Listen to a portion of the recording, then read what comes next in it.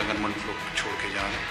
ये बयान किसी और का नहीं, ऐसे मुल्क के वजीर आजम का है जिसे पढ़े लिखे हुनरमंद अफराद की अशद जरूरत है। इसे सादगी कहें, बेफिक्री या जमीनी हकायक से बेखबरी। जिसे सबसे ज्यादा फिक्रमंद होना चाहिए वो सबसे ज्यादा बेपरवाह नजर आ रहा है। तो क्या हो गया अगर मुल्क लोग छोड़ के जा रहे हैं? वजीर आजम के मुंह से निकलने वाला फिक्रा क्या हुआ मालूम होता है उनकी हुकूमती पॉलिसी है। तो क्या हुआ? जो पेट्रोल 290 रुपए लीटर हो गया, तो क्या हुआ? जो बिजली नाकाबिले बर्दाश्त हद तक महंगी हो गई है,